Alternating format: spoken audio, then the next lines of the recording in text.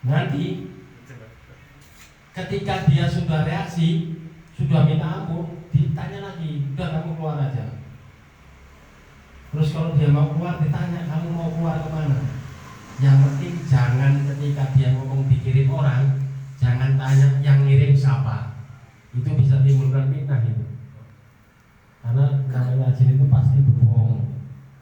Nah, ketika kita diminta bantuannya, saya mau keluar, dibantu, kita bantu, kita tarik dari ubun-ubunnya. Kalau perempuan kita nggak usah sentuh ya, dari jarak jauh aja. Tapi dengan keyakinan itu di situ ada inawaliyo itu, kita tarik, kita tempatkan ikut pasukan Allah aja.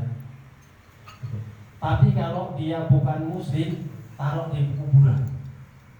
Biasanya dia lebih senang di kuburan. Jadi tidak sebenarnya ruqyah itu tidak terlalu ribet seperti yang kita bayangkan.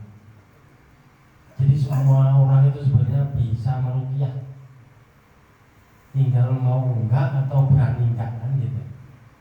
Karena rata-rata kan ustadz ya, pasti kalau ayat-ayat itu sudah tidak usah bermasalahkan lagi, sudah pasti. Cuman cara itu yang karena kalau belum pernah agak bingung kalau belum pernah. Jadi kalau dia ditarik dari sini nggak bisa, kita tarik dari sini, dari belakang sini. Kalau dia nggak bisa juga, kita tarik dari sini, dari tulang ekor, tarik ke atas, kita paksa. Kalau nggak mau juga, dia masih kesurupan juga, kok kayaknya yang kesurupan ini sudah lelah, kita baca bismillah 7 kali, jidatnya pop, panggil namanya, sadar tapi masih di dalam. Sambil kita mikir metode apa lagi. Jadi kalau ruqyah itu banyak metodenya. Kalau kita capek, kita nggak usah baca, orangnya suruh lihat gambar ini. Ada itu kemarin dikasih gambar jimatnya ini di poster itu kan ada stiker. Itu suruh lihat aja. Kalau memang ada non medisnya, reaksi. Atau kita udah sampai banget, suruh genggam tasbih kauka tadi yang sudah kita bacakan Pak Allah itu, suruh genggam dia. Kalau kita sudah kecapean, jadi kalau kita sudah banyak baca ayat, kadang-kadang udah lelah kita. Karena orang ruqyah itu habisnya makannya di rumah banyak. Pak juga nama saya. Bukan udah kalau kamu keluar saya yang keluar gitu, bukan ya Pak? Bukan. Jadi terus itu. Yang kedua, jangan merasa kita itu terlibat. Jangan merasa terlibat. Sembuhnya orang itu karena Allah, bukan karena kita. Supaya kita tidak kena imbasnya. Tapi kalau kita sudah merasa bahwa sembuhnya orang itu karena kita, itu yang sering kita vibrasi. Jadi kalau kamu mau nuntut aku, nuntut saya, yang bukannya Allah, bukan saya kok. Saya cuma corongin aja, bacain aja. Gitu. Jadi saya tidak bisa menjamin kesembuhan seseorang. Kita ngomong sama yang orang yang minta tolong sama kita, saya itu nggak bisa apa-apa. Bisanya cuma baca Fatihah aja salah. Mudah-mudahan aja dikabulkan. Jadi nanti ketika tidak sembuh, orang itu tidak akan menuntut. Saya mau memang nggak bisa apa-apa. Contohnya orang berobat ke dokter sudah bayar 15 juta nggak sembuh, kan dia juga yang nggak nuntut. Apalagi dalam ilmu ruqyah kan kita dilarang menarik ya. Dikasih ya monggo, tidak dikasih alhamdulillah kan. Bukan kebangetan, bukan ya? Jadi sudah itu kan. Karena itu kenapa itu? Karena itu bukan kita yang menyembuhkan, Allah yang menyembuhkan, supaya kita tidak kena imbasnya. Jadi kalau dia mau menuntutlah sama Allah. Jadi kalau orang itu kena sakit, yang bukan Allah, bukan saya cuma bacain, ya kamu udah sama Allah. Saya kan nggak bisa apa-apa, kita tanya praktisi juga ya sakit kok. Saya sakit boyok juga. Jadi sama aja. Yang penting keyakinan, ketauhidan. Jadi tidak usah merasa bahwa kita itu terlibat. Kita hanya membacakan tapi dengan keyakinan.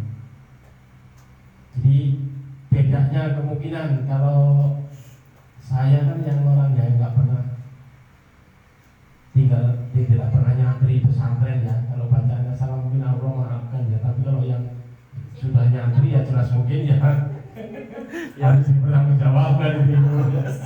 Nggak usah ngeliat juga kali, biasa aja. Salah sedikit dikasih terima kasih gitu ya. Tapi kalau yang udah punya ilmunya ya diterapkan dengan baik. Kalau saya yang memang sudah tua mau dipaksa-paksa juga bacaannya ya kacau, agak sedikit kacau. Terus saya sedikit mengingatkan itu yang diterangkan tadi oleh Ustaz Uwas ini.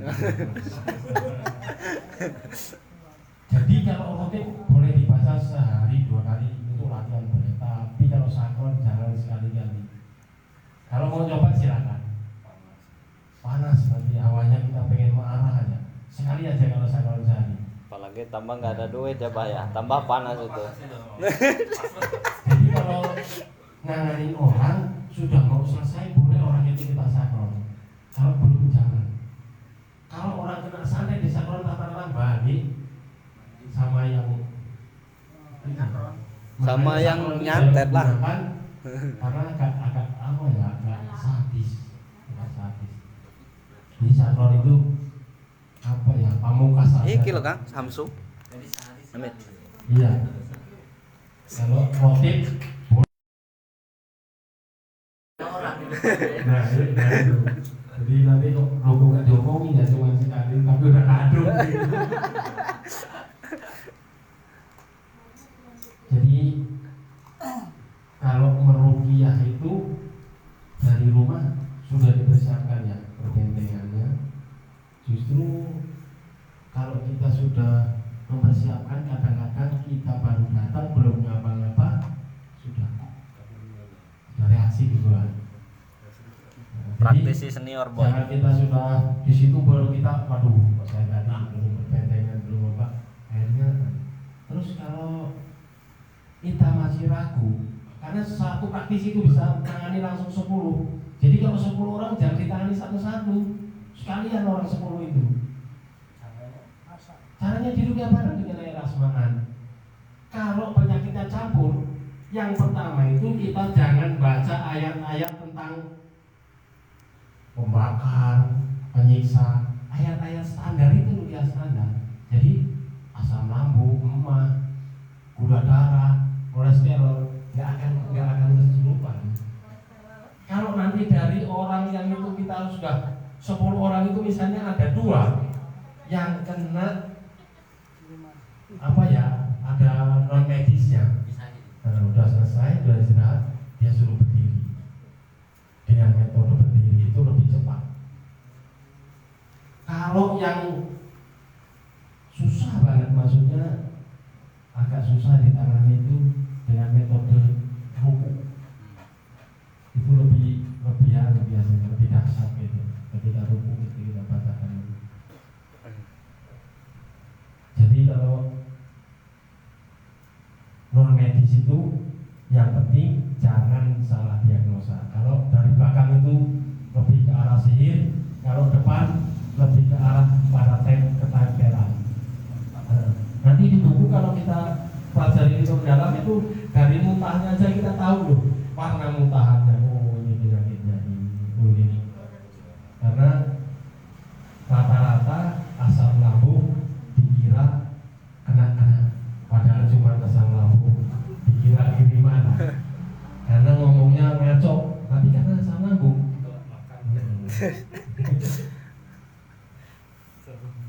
Jadi kalau ruqyah itu sebenarnya ini, karena saya sendiri pernah ruqyah dengan upil. Jadi saya pernah meruqyah tidak baca apa-apa, hidung tangan saya masukin itu, orangnya saya gini teriak-teriak orang. Ustaz jorok katanya, padahal saya bukan ustaz.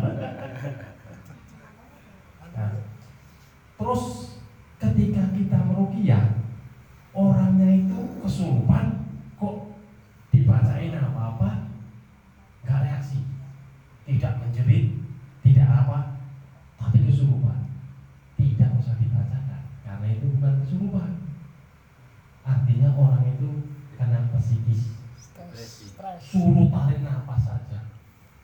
Kita tepuk jidatnya ketika kita akan sadar. Karena itu tadi nanti itu sadar, kayak kesurupan lagi. Sadar, kayak kesurupan lagi.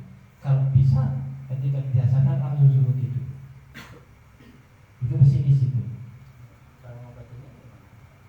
Cara ngobatinnya itu tadi diruqyah pakai ruqyah standar. Tapi kalau dia